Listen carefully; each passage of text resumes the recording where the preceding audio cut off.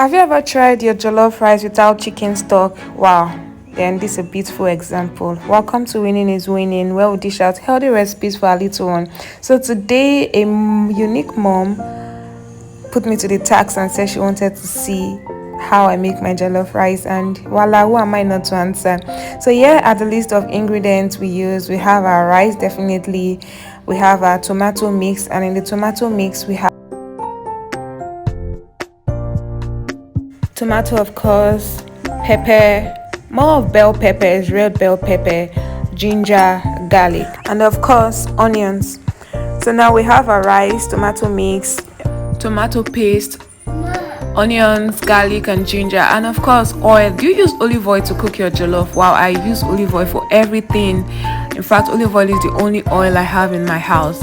So the first thing is, I always love to use stainless steel pot for jollof rice. It always brings that beautiful taste, and always put it on low heat. So I added the olive oil into the pan and added onions. I love the flavor onions give to the oils, so I just fry that for 2 minutes. Then I added the garlic and ginger. I always love the aroma and the taste of garlic and ginger. Like this will bring the jollof rice to another unique taste. So I fried that for just 1 minute. Then I added the tomato paste. Then stir fried it for 3 minutes. Then once you stir fry it, it should look like this. One thing about the tomato paste is that it gives that jollof rice a unique color. Then I added my parsley flakes, added thyme, added curry,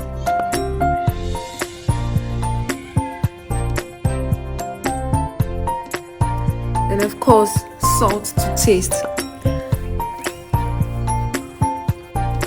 Then I added jollof rice spice. It brings a unique taste and flavor to this jollof rice. Then I added chicken seasoning, which is different from chicken stock cube. Now I'm just going to allow this to stir fry for 5 minutes before adding the tomato mix.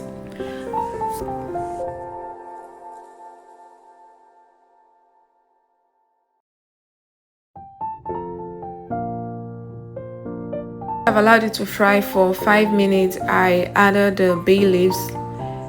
Bay leaves always bring jollof rice a unique flavor and taste.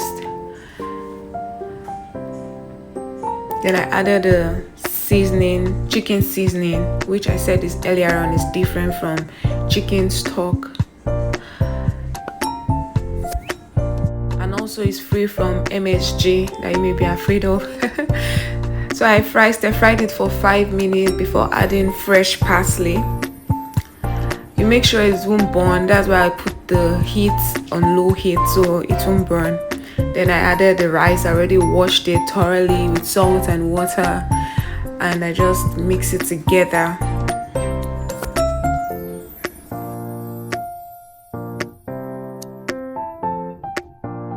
Now I added very little water. This is the trick about jollof rice.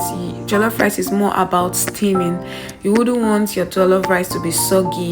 Jollof rice just needs to be steamed. Then I use the foil paper just for the steam to be cut up. I don't know if you understand. For the steam to be cut up with the jollof rice, because jollof rice need more of steaming, not adding a lot of water. And as I said earlier on, it should be on low heat. So I allowed it to steam for 30 minutes, and this is the result we have after 30 minutes. Please mind you, when your jollof rice is steaming, don't go and open it and be turning it as if you are turning amala. Definitely it won't come out nicely, and it will also burn.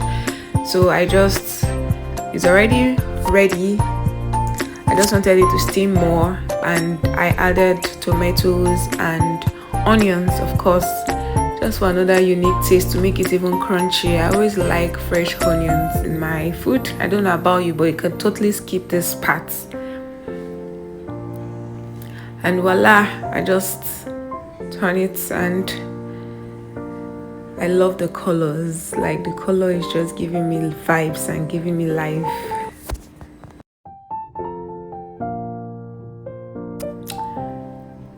And voila, here we have a yummy jollof rice that your little one will enjoy.